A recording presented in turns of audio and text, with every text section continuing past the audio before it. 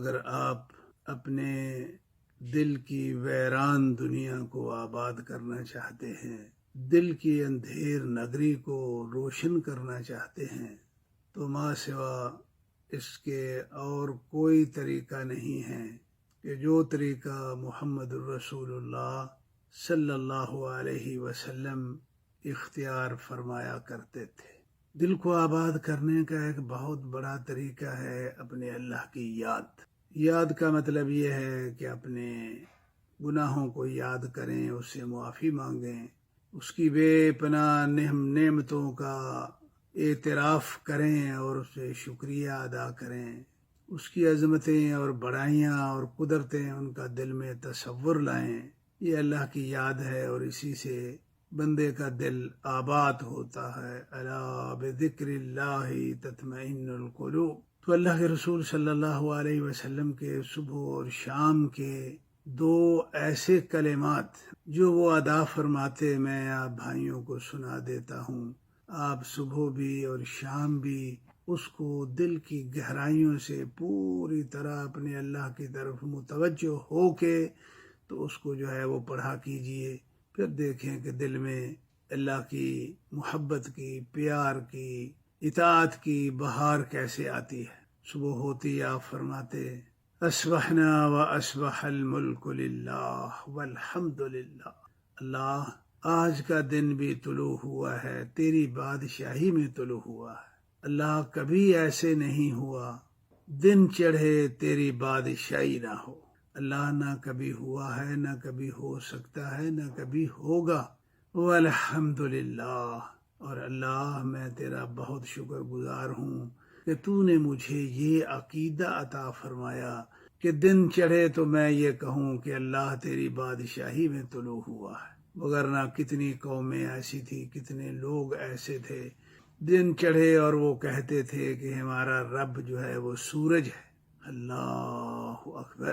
تو بھائیو، ان کلمات کو اپنے دل میں بٹھائیے، بڑے ہی پیار، عقیدت، ایمانی جذبے کے تحت جو ہے اپنے اللہ کے حق میں یہ ذرا گواہی صبح اٹھ کے دیں تو صحیح۔ دیکھیں کہ دل میں سرور کتنا آتا ہے، لذت کتنی محسوس ہوتی ہے، روحانیت کس طرح جو ہے وہ دل میں پروان چڑھتی ہے۔ تو یہ کلمات آپ صبح اٹھیں تو کہیں، شام ہو تو آپ کہیں امسینا و امس الملک للہ۔ اللہ، آج کا دن بھی غروب ہو رہا ہے، آج کی شامیں بھی ڈوب رہی ہیں تو تیری بادشاہی میں ڈوب رہی۔ اللہ، کبھی ایسے نہیں ہوا، نہ ہوگا، نہ ہو سکتا ہے کہ دن غروب ہو، شام ڈھلے اور تیری بادشاہی نہ ہو۔ اللہ، ایسے نہیں ہو سکتا۔ والحمد للہ، اور اللہ تیرا بڑا شکر ہے کہ تو نے مجھے یہ عقیدہ عطا فرمایا کہ شام ہو تو میں یہ کہوں کہ میرے اللہ کی بادشاہی ہے۔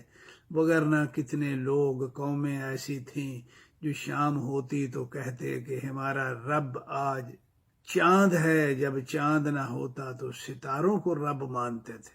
تو بھائیو، یہ کلمات ہیں، عربی میں نہیں یاد ہوتے تو نہ صحیح اپنی زبان میں ہی صبح و شام کہیں دل کی گہرائیوں سے اپنے اللہ کے حق میں نکالے تو صحیح۔ پھر دیکھیں کہ دل میں سرور کتنا آتا ہے، لذت کتنی آتی ہے، راحت کتنی نصیب ہوتی ہے، اور دل جو ہے کتنا ہلکا اور پھول کی طرح جو ہے وہ کھلا کھلا جو ہے وہ نظر آتا ہے۔ یہ کر کے تو دیکھیں میرے بھائی۔ ہم تو دنیا میں دل کا سکون جو شیطانی کام ہے اس میں ڈھونڈتے ہیں، لیکن ہمیں ہر کام شیطانی جس کی لذتیں چند لمحے تو ہو سکتی ہیں، لیکن اس کے بعد وہ کبھی نہ ختم ہونے والی بے لذتیاں ہمیں دے کے جو ہے وہ چلا جاتا ہے۔